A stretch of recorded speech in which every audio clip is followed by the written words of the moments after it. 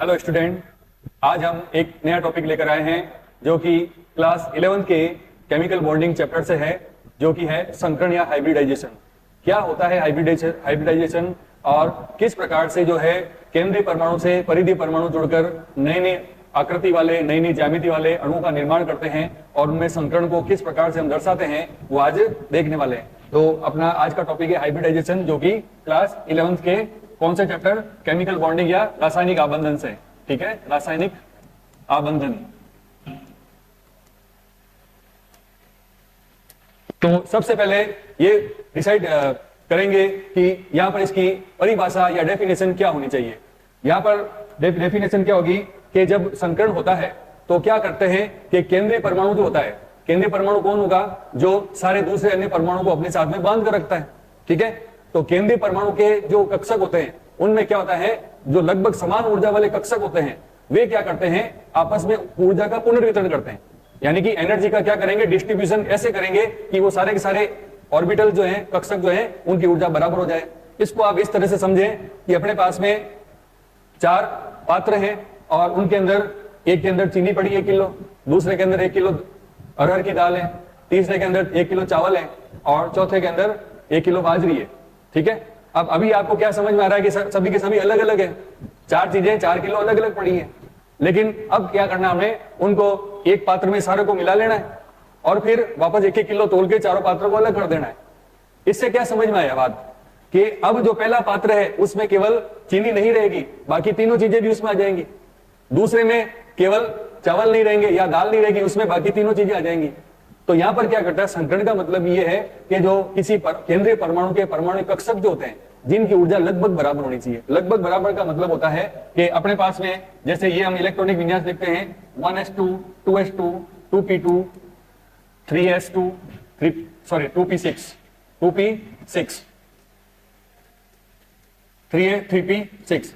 तो बराबर ऊर्जा का मतलब है इन दो की ऊर्जा जो लगभग बराबर है, इन दो की ऊर्जा लगभग बराबर है। ऐसा नहीं होगा कि 1s के साथ में 3s कंबाइन करेगा, ऐसा नहीं होता है। ठीक है, लगभग 5-5 वाले जो कक्षक होते हैं उनकी ऊर्जा बराबर होती है और यही अपन ऑफ नियम के अनुसार ऊर्जा के बढ़ते हुए क्रम में इन कक्षकों में इलेक्ट्रॉनों को बढ़ते हैं। ठीक है, तो यहां पर हम देखेंगे कि परिभाषा क्या हो गई कि लगभग समान ऊर्जा वाले कक्षक आपस में ऊर्जा का पुनर्वितरण करते हैं। आप ऊर्जा को क्या करते हैं, आदान प्रदान करते हैं और उतनी ही संख्या में जितने कक्षकों ने भाग लिया है उतनी ही संख्या में नए कक्षकों का निर्माण करते हैं। उन्हें क्या कहते हैं, संकृत कक्षक कहते हैं। जो नए बन गए संकरण के द्वारा उन्हें कहा संकृत कक्षक, और ये घटना जो है उसे क्या कहेंगे, संकरण कहेंगे। ठीक है, आपने ये संकर शब्द पहले सुन रखा है, कहां पे सुन रखा है, मेंडल के संकरण के नियम पढ़े ना, है ना। उसमें क्या किया था उन्होंने, 2 अलग अलग पादपों के जो गुण थे वो एक पादप में लेकर आ गए। ठीक है ना, तो वहीं से ये शब्द निकल के आता है संकरण।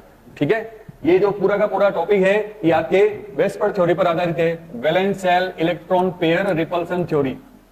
ठीक है, रिपल्सन थ्योरी, इसे वेस्पर सिद्धांत कहते हैं। तो उसी का एक ये छोटा सा भाग है संकरण। तो यहाँ पर इसके संकरण के उदाहरण कौन कौन से होते हैं देखें यहाँ पे। अभी पहले एक बार नाम पढ़ो, sp sp2 sp3 sp3d sp3d2 sp3d3 dsp2 dsp3 d2 sp3। इससे ये समझ में आती है बात कि अगर केंद्रीय परमाणु जो है जिन्होंने अन्य परमाणु को बांध रखा है उसका एक s और एक p कक्षक अगर संकरण में भाग ले तो उसे कहेंगे sp संकरण। अगर उस केंद्रीय परमाणु का एक s और p के 2 कक्षक भाग लें तो कहेंगे sp2 संकरण। इसी तरह से s का 1 और p के 3 भाग ले sp3, s p के 3 और एक d कक्षक भाग ले तो sp3d कहेंगे। इसी तरह जो जो कक्षक भाग लेता है वो संकरण का उसका टाइप हो जाता है या प्रकार हो जाता है। बात समझ में आई। आगे अपन देखते हैं कि संकरण के नियम क्या है। जब संकरण होता है उसमें कुछ नियम की अनुपालना की जाती है। वो क्या नियम है कि जो संकरण जब होता है तो कक्षक जो होते हैं वो पूर्ण पूरित, यानी कि इलेक्ट्रॉन उसमें पूरे भरे हुए। जैसे ये हो गया, ये अपने पास में कोई कुछ कक्षक है, इसमें या तो ये अपूर्ण कक्षक कहलाएगा। इस एक इलेक्ट्रॉन भरा मतलब ये अपूर्ण कक्षक है। अगर मैंने इसमें तीनों में एक एक भर दिया तो ये अर्धपूरित कक्षक कहलाएंगे, आधे भर गए, क्योंकि एक कक्षक में अधिकतम 2 इलेक्ट्रॉन आते हैं। ठीक है, और अगर मैंने इसको 4 एक इस तरह से 4 इलेक्ट्रॉन भर दिए तो अभी ये वापस अपूर्ण हो गया, अभी वापस अपूर्ण हो गया। पहले अर्धपूरित था, अभी वापस अपूर्ण हो गया। और जब हम इसको पूरे इलेक्ट्रॉन भर देंगे तो इसे पूर्ण पूरित कक्षक कहेंगे। ठीक है, तो कक्षक जो है पूर्ण पूरित हो सकते हैं, अर्धपूरित हो सकते हैं, या अपूर्ण कक्षक जो है संकरण में भाग ले सकते हैं।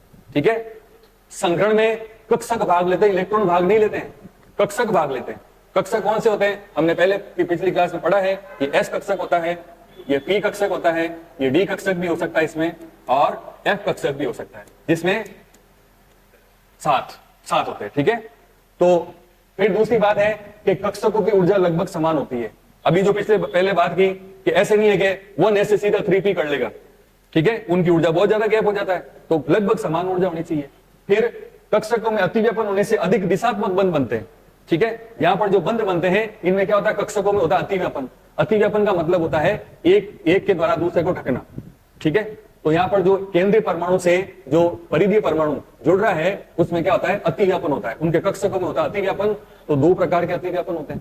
अतिव्यापन कितने प्रकार के? दो प्रकार के। सम अक्षीय, जो दो कक्षक आपस में एक ही अक्ष पर मिल जाए तो उसे तो कहते हैं सम अक्षीय। और सम अक्षीय अतिव्यापन से मजबूत बंध का निर्माण होता है, जिसे कहते हैं सिग्मा बंध। कौन सा बंध? सिग्मा बंध। और जब कक्षकों में सम पार्श्वीय अतिव्यापन होता है, पास पास आकर अतिव्यापन करते हैं, इस तरह पास पास आई है, ये प्रॉपर ओवरलैपिंग नहीं हुई उनमें, ये प्रॉपर ओवरलैपिंग हुई है, यहाँ पर प्रॉपर ओवरलैपिंग नहीं हुई है, अतिव्यापन नहीं हुआ है। इस कंडीशन में जो है वो बनता है कौन सा बंध? पाई बंध। इसे पाई बंध कहते हैं। ये दुर्बल बंध होता है और ये प्रबल बंध होता है सम अक्षीय अतिव्यापन से। तो दो चीजें समझ में आई। सम अक्षीय अतिव्यापन से जो बंध बनेगा वो सिग्मा होगा, सम पार्श्वीय से जो बंध बनेगा उसे पाई बंध कहेंगे। ठीक है, फिर नेक्स्ट पॉइंट क्या हो गया? संकरित कक्षक जो है अधिक स्थायी होते हैं, जिससे स्थायी अणु का निर्माण होता है। तो संकरण के द्वारा जो अणु बनेंगे वो प्रकृति में अधिक स्थायी होंगे। ठीक है, ये कुछ 4-5 पॉइंट है, ये अपन संकरण के नियम के अंतर्गत बताते हैं। अब देखो इसके अपन एग्जांपल लेते हैं। देखो संकरण समझने के लिए जो अधिक संख्या में परमाणु है, देखो एक हम क्या खींचते हैं, जैसे ये केंद्र है और ये उसकी परिधि है ना, तो जो केंद्र में बैठा, सेंटर में बैठा, उसे क्या कहेंगे? केंद्रीय परमाणु। और जो चारों ओर से उसको घेर के रहे वो परिधीय परमाणु कहलाएंगे। ठीक है, बात है। ठीक है, अब देखो पहला एक एग्जांपल में बेरिलियम। बेरिलियम का परमाणु क्रमांक Z जो होता है कितना होता है, बोलो जरा? 4 होता है, 4 होता है। ठीक है, इसीलिए मैंने आपको कहा था कि 1 से लेकर 30 तक का आपको परफॉर्मा बनाना चाहिए, ताकि उसको आप रोज रोज देखते जाओ। ठीक है, अब यहां पर देखो इसका मैं कॉन्फ़िगरेशन जब लिखूंगा तो क्या लिखूंगा?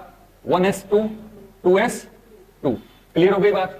ठीक है, अब यहां पर आप देखें कि बंध बनाने में सदैव बाहरी या संयोजी कोष के इलेक्ट्रॉन भाग लेते हैं, आंतरिक कक्षकों के इलेक्ट्रॉनों का कोई भी योगदान नहीं होता है। तो यहां पर बाहरी कौन है? 2s है, ये 1s तो अंदर का है। ठीक है, तो यहां पर मैं लिखूंगा ये 2s, इसमें कितने हैं इलेक्ट्रॉन? 2 हैं। ठीक है, क्या इसके 2p में अभी कोई देखो 2s है और 2p भी होता है, लेकिन 2d नहीं होता है। तो 2p में अभी कितने हैं? 0 इलेक्ट्रॉन है, अपन ने 0 लिख दिए। ठीक है, तो मैंने इसका 2p बनाया यहां पर, इसमें अभी कोई भी इलेक्ट्रॉन हमने नहीं भरा, क्यों? है ही नहीं इलेक्ट्रॉन। तो जब ये व्यवस्था बताते हैं तब इसे कहते हैं बेरिलियम की GS, ground state. Ground state मतलब तलस्थ अवस्था, यानी अभी उसमें अंदर कोई भी एनर्जी नहीं आई है, वो वैसे के वैसे पड़ा है, इसलिए इसको क्या कहेंगे? ग्राउंड स्टेट कहेंगे। क्लियर हुई बात?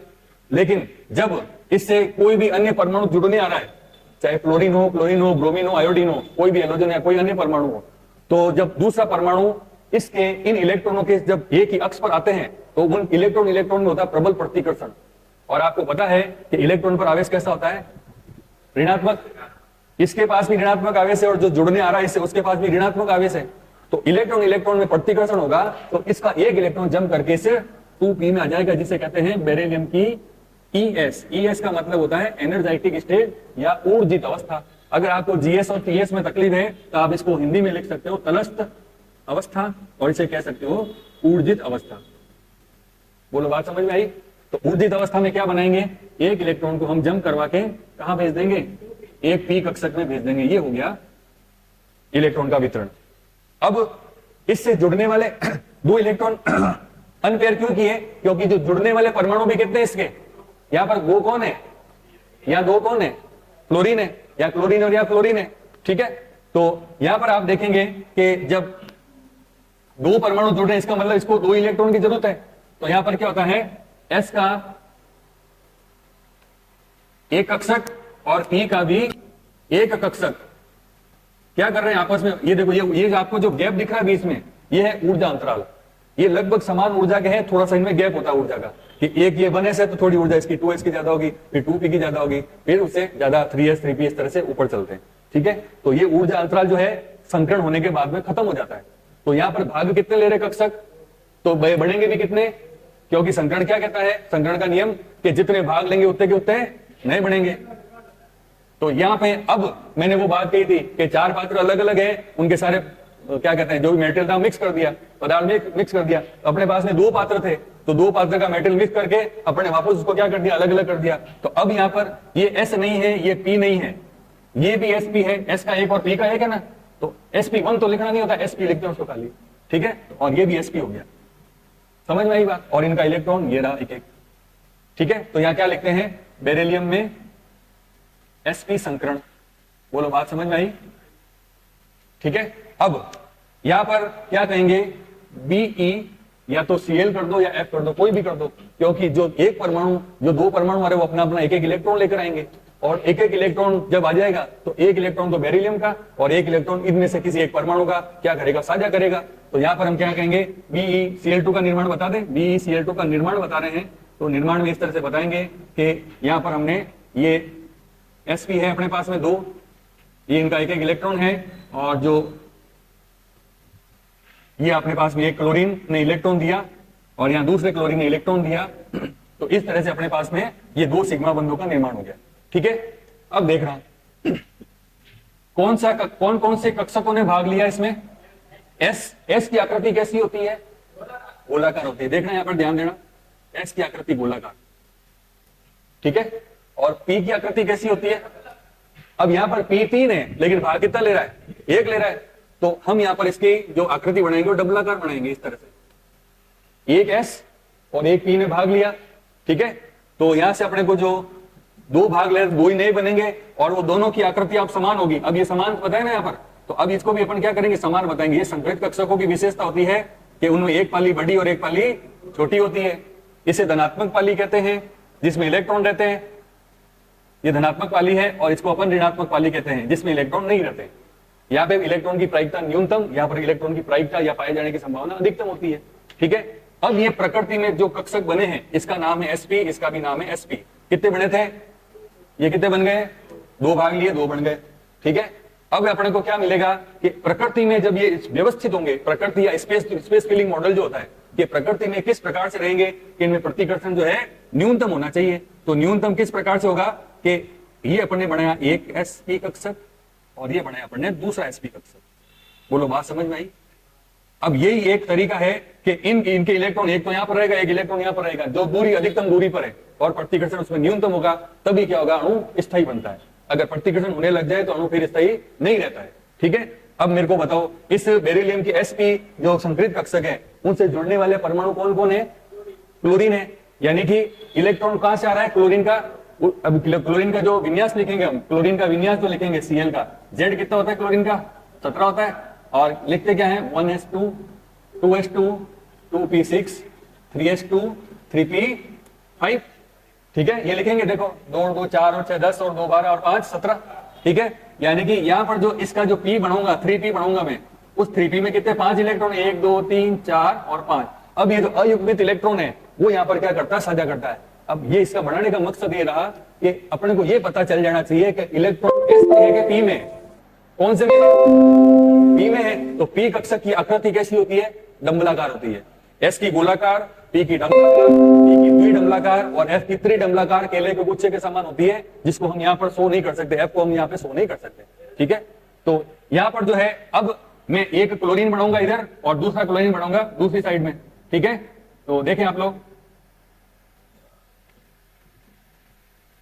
संकरित कक्षकों की विशेषता तो ये छोटी बड़ी पाली, लेकिन अब यहाँ पे छोटी बड़ी नहीं बनानी पी के लिए। पी के लिए कैसी बनानी है, डंबलाकार बनानी है, ये डंबलाकार, एक पहला क्लोरीन, ये डंबलाकार दूसरा, ये दूसरा क्लोरीन, समझ आई बात। अब यहाँ पर ये तो क्लोरीन का इलेक्ट्रॉन हो गया, ये क्लोरीन का इलेक्ट्रॉन हो गया, और ये एक एक हो गया, ये बेरिलियम का इलेक्ट्रॉन, ये रहा बेरिलियम का इलेक्ट्रॉन, ये बेरिलियम का इलेक्ट्रॉन। इस तरह से अपने को एक जो ज्यामिति मिली है वो एक सीधी रेखा में मिली है, ठीक है। तो यहाँ पर जो है इसके लिए कहा जाता है बंद कोण, जो होता है बंद कोण एक सीधी रेखा में होने कारण यहाँ पर होता है 180 डिग्री, ठीक है। इसकी ज्यामिति बोली जाती है एक सीधी रेखा होने के कारण रेखीय, ठीक है।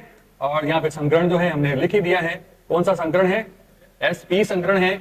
और यहाँ पर देखो sp है एक तो, और ये p है, तो अतिव्यापन का प्रकार कौन सा हो गया, sps प्रकार का अतिव्यापन हो गया, ठीक है। तो यहाँ से एक सिग्मा ये, तो यहाँ से अतिव्यापन जो है वो कौन सा हो जाएगा, sp और s, और बंद जो है 2 सिग्मा बने हैं, इसीलिए जो फाइनल जो है इसका स्ट्रक्चर बनता है वो क्या बनता है, Be के 2 जुड़े Cl, और यहां पर जो है ये बंद कोण जो है कितना होता है, 180 डिग्री होता है। ठीक है, तो ये अपने जैसे BeCl2 लिखा है वैसे F के लिए भी सेम का सेम इसी तरह बनेगा। ठीक है, अब अपन लेते हैं एक BF3 लेते हैं। ठीक है, BF3 लेते हैं,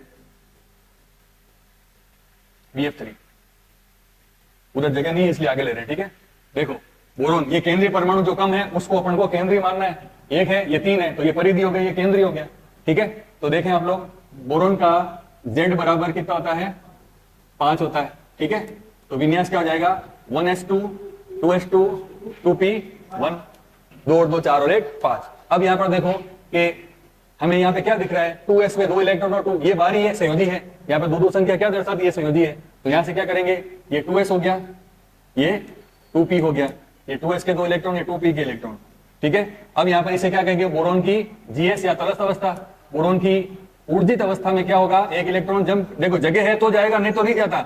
अगर यहाँ पर भरे हुए रहते इलेक्ट्रॉन तो नहीं जाता, कोई फर्क नहीं पड़ता। यहाँ जगह है इसलिए क्या हो जाएगा, एक इलेक्ट्रॉन जंप करके यहाँ पर आ गया।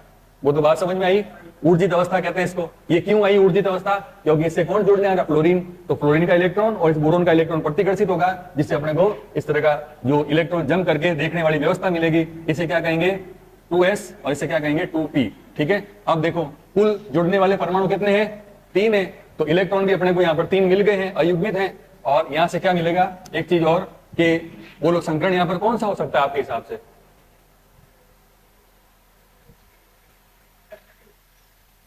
कितना काम आएगा S का और कितना काम आएगा P का, रामकरण बताओ। S का कितना दिख रहा है यहाँ पर, और P में कितने इलेक्ट्रॉन, तो P के दोनों काम आएंगे ये, और S का 1 आएगा। तो संकरण कौन सा होगा, बोलो बोलो, sp2 होगा। ठीक है, ये है ही नहीं तो काम ही नहीं आएगा।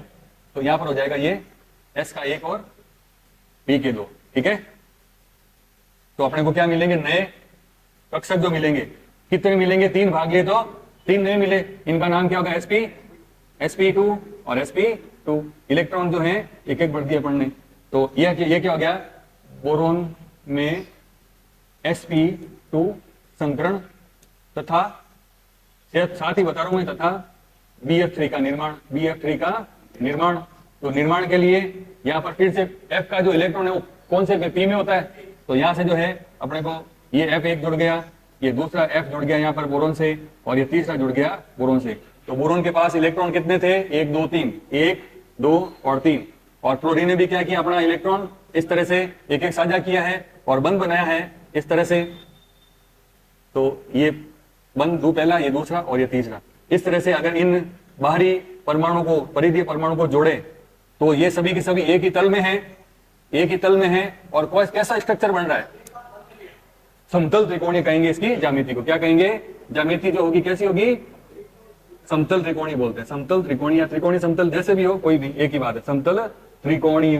बोलो इसमें बंद कोण कितना होना चाहिए, बंद कोण, बंद कोण एक घेरा कितने डिग्री का होता है, 360। भाग कितने इसके, तो 360/3 करोगे कितना आएगा, 120 आएगा। ये बंद कोण हो गया। ठीक है, ज्यामिति आ गई, ये आ गया। और इसमें जो अतिव्यापन होता है, अतिव्यापन जो होता है, देखो बोरोन के तो कौन से कक्षक है, sp2 है। ठीक है, और जो फ्लोरीन आ रहा है उसका p कक्षक है। फ्लोरीन का इलेक्ट्रॉन कहां पे था, पीछे भी देखा अपन ने, क्लोरीन का सबका किस में होता है, अंतिम इलेक्ट्रॉन p में होता है। तो अतिव्यापन यहाँ पर टाइप हो जाएगा sp2 p प्रकार का। कितने होंगे, ऐसे 3 सिग्मा बंद बनाएंगे, 3 सिग्मा बंद बनाएंगे इस तरह से। ये 3 बंद है, ये पहला सिग्मा, ये दूसरा सिग्मा, ये तीसरा सिग्मा। ठीक है, नेक्स्ट अपन देखते हैं CCl। ये दोनों एक जैसी बनाएंगे ज्यामिति। ठीक है, और सबसे ज्यादा पूछे जाने वाला कौन सा है, CH4 है। इसे क्या कहते हैं, मेथेन काणु।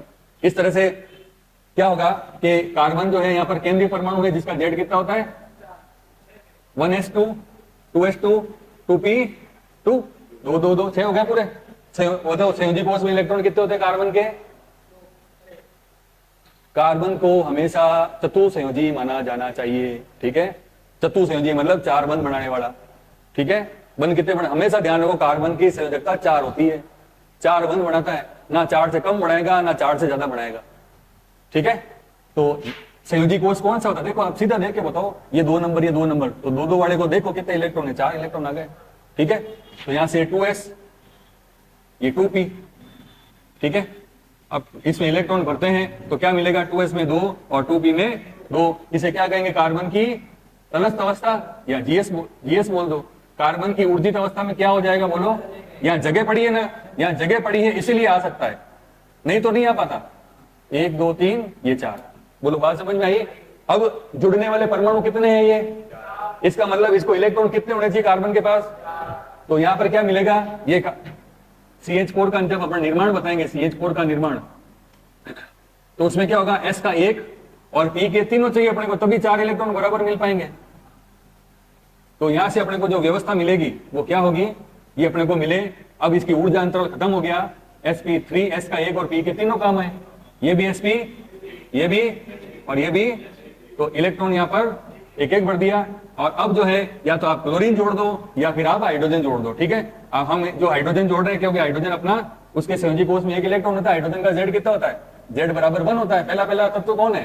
हाइड्रोजन है। इस विन्यास क्या होगा? 1s1, यानी कि इसका जो इलेक्ट्रॉन होता है गोलाकार S कक्षक में उपस्थित होता है।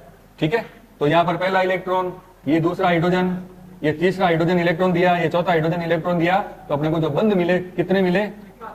4 सिग्मा मिले। तो इसकी जो अपन ज्यामिति बताएंगे वो क्या बताएंगे कि कार्बन का 1 इलेक्ट्रॉन, कार्बन का 1 इलेक्ट्रॉन, ये दूसरा इलेक्ट्रॉन, ये तीसरा इलेक्ट्रॉन और ये चौथा इलेक्ट्रॉन। ठीक है, प्रकृति में ये इस प्रकार से व्यवस्थित होंगे कि इन कक्षकों में जो इलेक्ट्रॉन है ये व्हाइट कलर से जो बना है कार्बन के, उनमें प्रतिकर्षण न्यूनतम होना चाहिए। ठीक है, तो यहाँ पर क्या करेंगे? ये पहला बंध कार्बन का, ये दूसरा बंध कार्बन का, ये तीसरा बंध और ये चौथा बंध, और ये जो दूसरे इलेक्ट्रॉन दूसरे मुंह पर है जो बने, ये वाले इलेक्ट्रॉन, ये किसके हैं बोलो? ये हाइड्रोजन के इलेक्ट्रॉन है। ये हाइड्रोजन जुड़ गया, ये हाइड्रोजन जुड़ गया, ये हाइड्रोजन जुड़ गया और हाइड्रोजन जुड़ गया। इस तरह से हमें यहाँ पर बंधों की संख्या कितनी मिली? 4 मिली।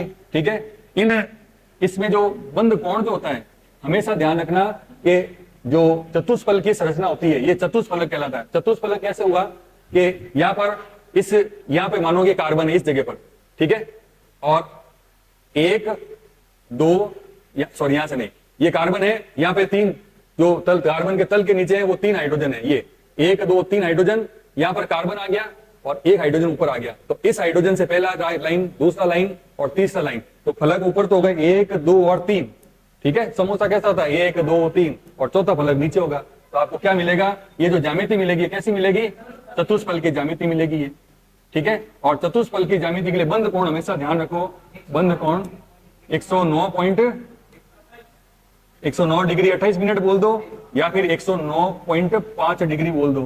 क्यों? क्योंकि एक हावर जो होता है, 1 आवर जो होता है उसमें 60 मिनट होते हैं। कितने मिनट होते हैं? 60 मिनट। तो यहाँ पर कितने हैं? 28 हैं, 28 मिनट है, बोलो है कि नहीं है? तो ये लगभग किसके 30 के आसपास है, 30 के आसपास है, इसलिए इसको हाफ बोल दिया आगे, 0.5 कर दिया डिग्री में। ठीक है, तो यहां से बंद कौन हो गया? और ज्यामिति अभी आपने बोल ही दी है, कौन सी होती है? चतुष्फलकीय टेट्राहेड्रल। और एक बात और, यहाँ पर जो संकरण है वो कौन सा हो गया? बोलो, संकरण कौन सा हो गया? sp कितने काम है? 3। और अगर आप एक चीज और साथ में बताना चाहो तो अच्छी बात रहती है, नहीं याद है तो कोई बात नहीं। कौन सा हो जाएगा? अतिव्यापन। अतिव्यापन का प्रकार बोलो कौन सा होना चाहिए? अब देख लो, यस वेरी गुड, sp3 और s, क्योंकि हाइड्रोजन का इलेक्ट्रॉन जो है s में होता है, इसलिए sp3 s प्रकार का यहाँ पर अतिव्यापन रहेगा। ठीक है, तो नेक्स्ट अपन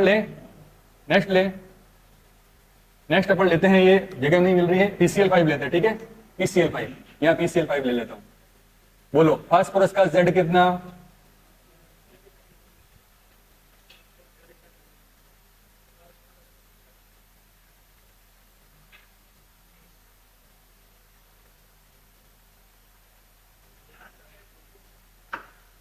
hydrogen, helium, lithium, beryllium, boron, carbon, nitrogen, oxygen, fluorine, neon, फिर सोडियम, मैग्नीशियम, फिर एल्यूमिनियम के बाद सिलिकॉन, फिर फास्फोरस और लास्ट में अच्छा आ गया फास्फोरस आ गया, एक सल्फर भी, इसके बाद आ जाएगा सल्फर। ठीक है, तो बोलो 1 2 3 4 5 6 7 8 9 10 11 12 13 14 15। तो Z कितना है? 15 है। बोलो विन्यास लिख सकते हो इसका? ठीक है, पहले मैं एक बार इसका परफॉर्मा आउटलाइन बनाता हूं, फिर आप इलेक्ट्रॉन पढ़ना इसमें। ठीक है, 1s 2s 2p 3s 3p। Okay, यहां तक आ जाएगा इसका। बोलो s में अधिकतम इलेक्ट्रॉन 2, वेरी गुड, 2 आ गए। फिर s आ गया 2, p आ गया, फिर अब बोलो, देखो 10 और 2 12 हो गए। अब है कितने? अब बोलो संयोजी कोष में इलेक्ट्रॉन कितने हैं? बाह्यतम कोष में इलेक्ट्रॉन कितने दिख रहे हैं? बोलो कितने हैं, देख के बताओ। संयोजी मतलब n संख्या जो होती है ना बेटा, ये वाली, ये संयोजी हो जाएगा। ये इसके लिए n हो गया, ये इसके लिए n हो गया। मुख्य क्वांटम संख्या ये जो अपन घेरा बनाते हैं, ये तो नाभिक हो गया। ये n बराबर 1, ये n बराबर 2, n बराबर 3। समझे बात को? तो यहाँ पर इलेक्ट्रॉन कितने हैं इसके? ठीक है, तो फास्फोरस की GS या तटस्थ अवस्था में एक तो काम आ रहा अपने पास में 3s और एक काम आ रहा है 3p। ठीक है, इलेक्ट्रॉन बढ़ते हैं इसमें 1 2 और यहां पर क्या आ गया? ठीक है, अब मेरे को बताओ 3p होता है तो 3d भी संभव है। ठीक है, 2d संभव नहीं, लेकिन 3d होता है। n+l के नियम से 3d संभव है, तो 3d जो रहेगा यहां पर क्या रहेगा? रिक्त रहेगा, खाली रहेगा। सॉरी 3d, हाँ 3d लिखते हैं। ओके ओके 3d लिखते हैं, ये 3d। ठीक है, तो यहां पर हम क्या करेंगे? ये 3d को बताएंगे रिक्त पूरा। बोलो बात समझ में आई? ठीक है, अब जब फास्फोरस की हम ES लिखेंगे तो बताओ कुछ गुंजाइश है जम करने की? इसके पास खाली पड़ा है, तो इसीलिए क्या कहते हैं कि यहां पर ये जो इलेक्ट्रॉन है वो जंप करके कहां चला जाएगा? 3d के 5 में से एक ये कर देगा इसको पूरा। तो यहां से एक इलेक्ट्रॉन, एक इलेक्ट्रॉन, एक इलेक्ट्रॉन और एक इलेक्ट्रॉन, और ये वाला ऐसा सीधा सा ध्यान रखो कि अपने पास में परमाणु की संख्या जुड़ने वाले 5 है, तो कम से कम 5 इलेक्ट्रॉन अकेले चाहिए हमें, ये जोड़े वाला नहीं चाहिए। ठीक है, ठीक है, ये सामान्य संकरण की बात कर रहे हैं। अगर एकांकी इलेक्ट्रॉन युग्म वालों की बात करेंगे तो वो दूसरी बात होगी फिर। ठीक है, जहां पर अणु में बंध बनाने के बाद हम ऐसा देखते हैं कि उसके आगे कोई रिक्त कक्षक नहीं है, तो फिर क्या है? उसके पास जगह नहीं होगी इलेक्ट्रॉन का अयुग्मन के लिए, तो फिर वो युग्मित अवस्था में ही पड़े रहते हैं वहां पे इलेक्ट्रॉन। उसके एग्जांपल है एक तो वाटर और एक अमोनिया, वो अभी करेंगे हम। ठीक है, ठीक है ना? तो यहाँ पे आपको ES में अपने को 5 इलेक्ट्रॉन चाहिए, तभी तो 5 क्लोरीन जुड़ पाएंगे। तो यहाँ पर अब देखो फास्फोरस में जो संकरण होगा वो कौन सा होगा? देख के बताओ संकरण कौन सा होगा? S का 1। बोलो आगे, P के कितने और D का 1 आएगा कि नहीं आएगा? तभी 5 इलेक्ट्रॉन अयुग्म में चलेंगे यहाँ पे। ठीक है, तो ये हो गया फास्फोरस में sp3d। S का 1, P के 3 और D का 1। तो S फास्फोरस में sp3d संकरण तथा PCl5 का निर्माण बता रहे हैं हम, PCl5 का निर्माण। ठीक है, तो यहां से अपने को क्या मिलेगा? इस तरह के, अब ये जो ऊर्जा अंतराल है ये बीच में, ये ऊर्जा अंतराल जो है वो समाप्त हो जाएगा। 1 2 3 4 5। ठीक है, इसमें इलेक्ट्रॉन बढ़ते हैं हम, ये बढ़ दिया हमने एक एक इलेक्ट्रॉन, इनका नाम हो गया sp3d। सभी का ऐसे ही रहेगा। ठीक है, इन सभी का नाम यही रहेगा। ठीक है, अब देखो यहाँ पर जो है एक एक क्लोरीन जो है वो अपना एक एक इलेक्ट्रॉन देगा, यहाँ पर साझा करेगा।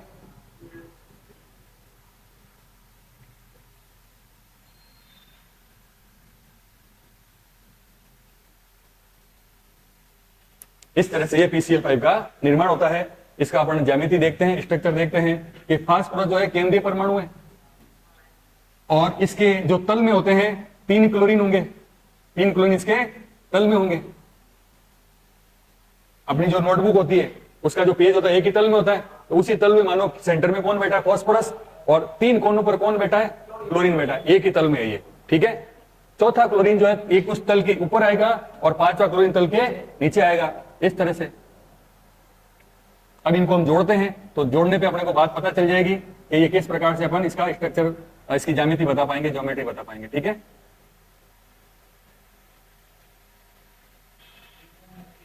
यस।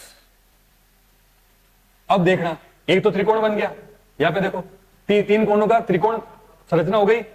इस क्लोरीन से अगर मैं इन तीनों क्लोरीन पर एक एक लाइन खींचता हूं तो अपने को कैसा स्ट्रक्चर दिखता है? देखो जरा,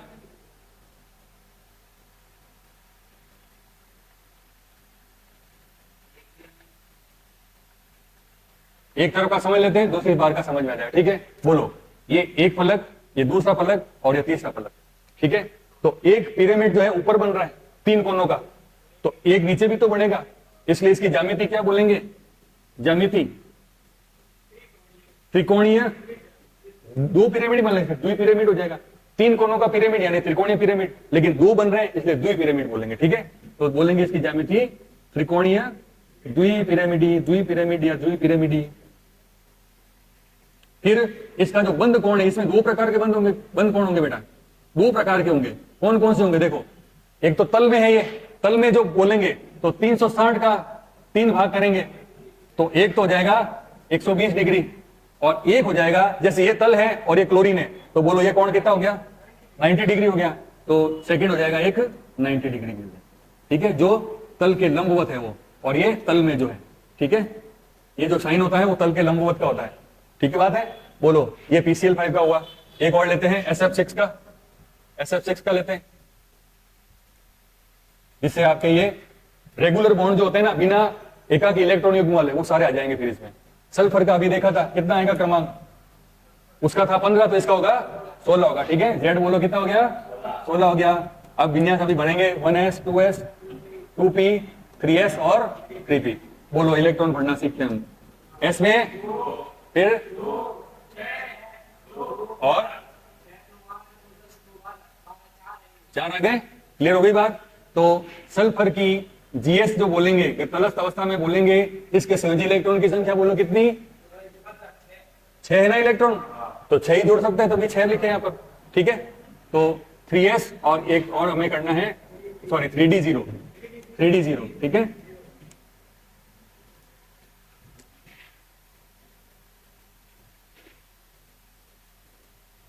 ये हो गया आपके पास 3s, ये हो गया 3p, और ये हो गया आपके पास 3d। इसके नाम लिख देते हैं और इलेक्ट्रॉन बढ़ देते हैं। 3s में 2 हैं, 3p में 4 है, 1 2 3 और 4। ठीक है, अब लेते हैं इसकी सल्फर की, बोलो क्या लें? क्या लिखेंगे? ऊर्जित लिख दो या ES लिख दो, कोई भी हिंदी में लिखना चाहो हिंदी में लिख सकते हो, कोई दिक्कत नहीं है। अब जो है इनके जो मध्य ऊर्जा अंतराल है वो क्या होगा? संकरण से पहले खत्म हो जाएगा। एक इलेक्ट्रॉन रहेगा, एक इलेक्ट्रॉन जम करके पहला वाला यहां कर दिया आपने इसमें। ठीक है, फिर 1 2 3 एक इलेक्ट्रॉन जम करके यहां करवा दिया। क्लियर बात हो गई? अब यहां पर हमें संकरण बताना है, तो S का 1 और P के कितने बोलो, और B के 2, तो अपने को जो संकरण मिलेगा इसमें sp3d2 के कितने बोलो? 1 2 3 4 5 6, 6 आ गए। ये देखो 6 आ गए, 1 2 3 4 5 6। ठीक है, इसका नाम, प्रत्येक का नाम हो जाएगा D2। ये सभी नाम एक समान यहां पर रहेंगे, ये इसको ऊपर से नहीं, इसको इस तरह से मानना। ठीक है, सभी का नाम है ये 1 2 3 4 5 और 6। तो यहां लिखेंगे सल्फर में sp3d2 संकरण तथा SF6 का निर्माण। ठीक है, तो हाँ, अब जो है यहां पर कौन कौन है? फ्लोरीन है, ये उसका अपना एक इलेक्ट्रॉन, ये फ्लोरीन, फिर अपना इलेक्ट्रॉन, फ्लोरीन अपना इलेक्ट्रॉन। इस तरह से हम यहाँ पर 6 फ्लोरीन और उसके 6 इलेक्ट्रॉन जो साझा करने वाला है उसको बनाएंगे। और इस सल्फर में और फ्लोरीन के मध्य पहला साझा हुआ, पहला सिग्मा, दूसरा सिग्मा, तीसरा सिग्मा। तो अब इसका जो स्ट्रक्चर बनेगा कैसे बनेगा? जो सल्फर है वो सेंटर में है, केंद्रीय परमाणु है। इसके तल में जो है, तल में 4 रहेंगे इसके, एक ही तल में, यानी आपके जो कॉपी का पेपर है उसमें चारों कोने पर है, 5वां एक ऊपर तल के, एक तल के नीचे रहेगा। तो यहां से आपको क्या मिला? ये तो आ गए इसके जो तल में है उसकी बात हो गई। ठीक है, और फिर अपन बात करें, ये 5वां फ्लोरीन और ये 6ठा फ्लोरीन, इसमें इस तरह से ये। अब देखो इसका जो ज्यामिति है बहुत आसानी से हम बता सकते हैं। ये लेते हैं, हर फ्लोरीन से 4 फ्लोरीन पर क्या करेंगे? जो तल के ऊपर और तल के नीचे है उसमें अगर इस तरह से लाइन ड्रॉ की जाए तो एक फलक, दूसरा फलक, तीसरा फलक और चौथा फलक। इधर देखो रामकरण, तो कितने हो गए? ऊपर फलक 4 हो गए, तो 4 फलक ऊपर बने तो इससे भी तो 4 फलक बनेंगे। तो इसकी ज्यामिति क्या बोलेंगे? अष्टफलकीय ज्यामिति बोलेंगे। क्या बोलेंगे? अष्टफलकीय। SF6 में कैसी ज्यामिति होती है अष्टफल की? है बंद कोण। बोलो कौन कौन से होंगे? दो प्रकार के, तल में और तल के लंबवत। तल में और तल के लंबवत बोलो कितने? अभी जो तरीका बताया था उसके हिसाब से देखो, ये तल में, तल की बात करें पूरा घेरा कितने का, भाग कितने करने हैं? कितने? 4 होंगे। तो बोलो कितना हो गया? तो तल में कितना है? और जब तल में 90 है तो ये भी तो एक तल के लंबवत है ना, ये भी कैसा होगा? 90 डिग्री होगा। ठीक है, तो इस तरह से अगर अतिव्यापन बताना चाहो तो अतिव्यापन कौन सा होगा देख के बताओ जरा। sp3d2, d2 है ना, और जो कौन जुड़ा? फ्लोरीन है। तो फ्लोरीन का इलेक्ट्रॉन कौन से कक्षक में होता है? p कक्षक में होता है। हेलोजन का अंतिम इलेक्ट्रॉन p कक्षक में होता है। फ्लोरीन हो गया, क्लोरीन हो गया, ब्रोमीन हो गया, आयोडीन हो गया, चारों जो है कौन है? हेलोजन है। और हेलोजनों का अंतिम इलेक्ट्रॉन जो भरा जाता है वह p कक्षकों में भरा जाता है। p ब्लॉक के एलिमेंट है ना, p ब्लॉक के तत्व, इसलिए उनका अंतिम इलेक्ट्रॉन p में भरा जाएगा। तो यहाँ पर जो है p प्रकार का ये अतिव्यापन हो जाएगा। और संकीर्ण आपने बता ही दिया। ठीक है, इस तरह से हमने आज जो है ऐसे उदाहरणों को लिया है जिनमें एकाक इलेक्ट्रॉन युग्म नहीं होता। नेक्स्ट वीडियो में हम ऐसे उदाहरण लेंगे जिनमें अणु में एकाक इलेक्ट्रॉन युग्म पाया जाता है और उनका जो फॉर्मूला होता है इस तरह से होता है Ab2E प्रकार, जहां पे E जो होता है वो एक लोन पेयर है, एकाक इलेक्ट्रॉन युग्म को दर्शाता है। A जो है उसका केंद्रीय परमाणु दर्शाता है और B जो होता है, B की संख्या कितनी है उसके परिधीय परमाणु को दर्शाता है। नेक्स्ट वीडियो में हम उन एग्जाम्पल को लेने वाले हैं। मिलते हैं नेक्स्ट वीडियो में। Thank you.